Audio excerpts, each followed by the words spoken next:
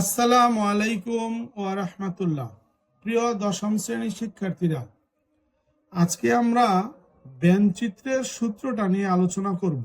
দেখো, ব্যঞ্চিত্রের জন্য আমরা প্রথমে দুইটা সেট যদি পরস্পরকে ছেদ করে, তাহলে সেখানে তিনটা নিশ্ছেদ সেট তৈরি হয়। একটা হচ্ছে এক, এই এলাকাটা, আরেকটা হচ্ছে দুই, যেটা এই এলাকাটা, আরেকটা হচ্ছে তিন, যেটা এই এলাকাটা। এই তিনটা নিশ্চিত সেট তৈরি হয়। সেক্ষেত্রে ব্যঞ্চিত্রের জন্য যে সূত্রটা আমরা ইউজ করি সেটা হলো number of A union B equal to number of A. আমি যখন নাম্বার অফ এ লিখলাম, তখন আমি এই সেটটা থেকে 1 এবং 2 নং এলাকার সকল সদস্যকে লিখে ফেললাম। 1 এবং 2 নং এলাকার সকল সদস্যকে লিখে ফেললাম। আবার যখন আমি নাম্বার অফ বি লিখলাম, তখন বি সেট মানে 2 নং এবং 3 নং এলাকার যত সদস্য আছে তাদেরকে আমি লিখে ফেললাম। এবার যদি আমি মাইনাস করি number of A intersection B, তার মানে আমি এ এবং বি যেই এলাকায় সেট করছে মানে 2 নং, সেই 2 নং এলাকার সদস্যদের বিয়োগ করে দিলাম। এখন দেখা যাচ্ছে আমি সংখ্যার ক্ষেত্রে যদি হিসাব করি, তাহলে এই 2 প্লাস এই মাইনাস এই 2 প্লাস কাটা গেল। তার মানে আমি এখানে যে ফলাফলটা লিখেছি সেখানে আছে 1 নং এলাকার সকল সদস্য যোগ 2 নং এলাকার সদস্য যোগ 3 নং এলাকার সকল সদস্য। হ্যাঁ শিক্ষার্থীরা, এখানে কিন্তু আমার 3টা এলাকার সদস্যই এখানে আছে। আমি তাদেরকে সংযুক্ত করছি। সংযুক্ত সেটের সংযুক্ত মানে একত্রে করা। জি, আমি এই 3 এলাকার সদস্যদের একত্রে করছি, যেটা 1 নং এলাকা, 2 নং এলাকা, 3 নং এলাকা। কিন্তু আমি যখন লিখছি তখন নাম্বার অফ এ দিয়া কিন্তু আমি 2 এলাকা লিখেছিলাম, নাম্বার অফ বি দিয়া কিন্তু আমি 2 এলাকা লিখেছিলাম। এই 2 বার যখন এই 2টা চলে আসছে, এই জন্য আমি ইন্টারসেকশনটা এই সূত্রে বিয়োগ করেছি, যাতে 2 নং এলাকা একবার বিয়োগ হয়ে যায়। ঠিক যখন আমি তিন সেটের জন্য এই কাজটা করব, 3টা সেটের জন্য, তখন আমার সূত্রটা হলো number of A union B union C সমান সমান, আমি প্রথমে লিখলাম নাম্বার অফ এ। এটা লেখা মানে হচ্ছে আমি এই এ সেটের মধ্যে 4টা এলাকা ভিন্নভাবে আছে। সেটা হলো 1 যোগ 2 যোগ 3 যোগ 7।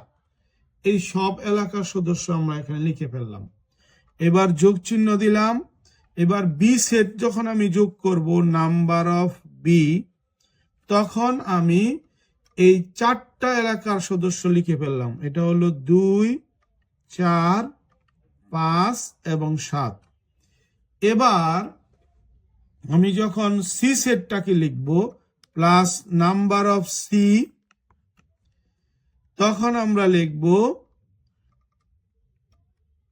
লিখে ফেললাম 3 যোগ 5 যোগ 6 যোগ 7। শিক্ষার্থীরা মনে রাখবে, এই সেট 3টা যদি নিশ্ছেদ হতো, মানে সেট 3টা যদি এরকম হতো এ বি সি, এটা এ, এটা বি, এটা সি, এবং এদেরকে যদি আমার সংযোগ করতে বলতো number of A union B union C, তখন কিন্তু আমি শুধু নাম্বার অফ এ যোগ নাম্বার অফ বি যোগ নাম্বার অফ সি লিখেই শেষ করে দিতাম। এক্ষেত্রে একটা সেট লেখা, একটা সেটের সদস্য লিখতে গিয়ে আমি অন্য সেটের সদস্যদের সংযুক্ত করি নাই।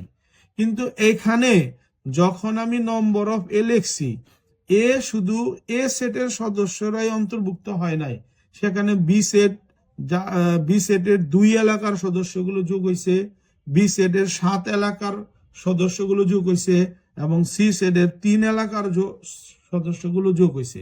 সুতরাং দেখা যাচ্ছে যে আসলে আমি এই 3টা সেটের সদস্য যোগ করার কারণে এই পরিমাণ সেটের সংখ্যা যোগ করেছি।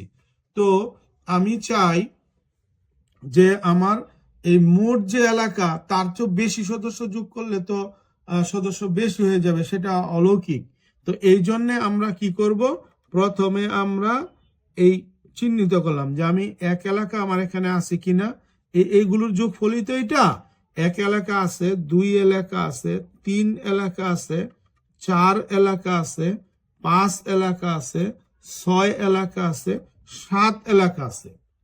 তাইলে এই এলাকাগুলো যদি থাকে তাহলে এখন আমাকে কি করা উচিত, আমাকে এই অংশগুলো বাদ দেওয়া উচিত। তো এই অংশগুলো বাদ দিতে আমি প্রথমে 2 এবং 7 একসাথে বাদ দিতে পারি, এবং 2 এবং 7, তাহলে 2 এবং 7 আসলে এ এবং বি এর ইন্টারসেকশন।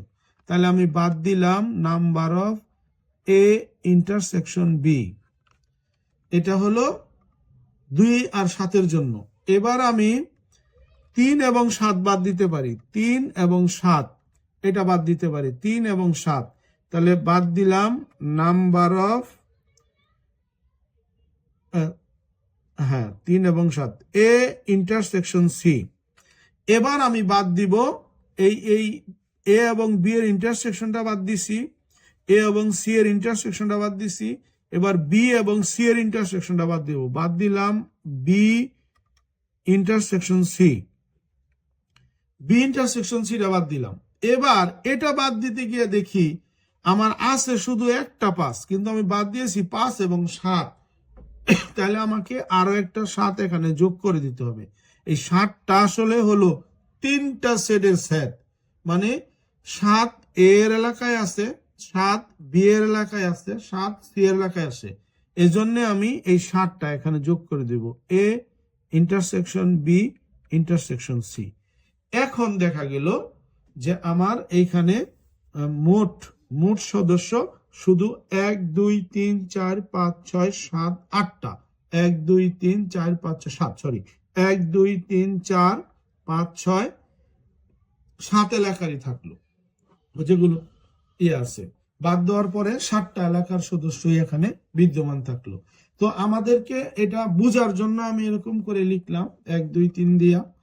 আর তোমরা কিন্তু সেট এই সূত্রটা মনে রাখবে যে এগুলোর সবগুলোর ইন্টারসেকশন করলে আমরা আগে সেটগুলোর যোগ দিব, number of A, number of B, number of C. তারপরে এগুলো যোগ দেওয়ার কারণে যে এলাকাগুলো একাধিকবার হয়ে গেছে সেই এলাকাগুলো আমরা বিয়োগ করে দেব, number of A intersection B, number of A intersection C, number of B intersection C.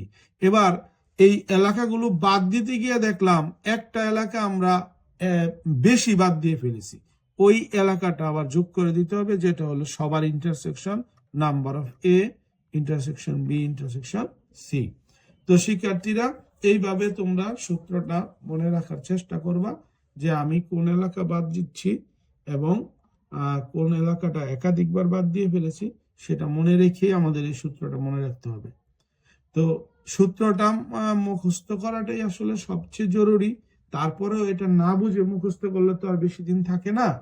তো এই জন্য তোমরা এটা মনে রাখার চেষ্টা করবে।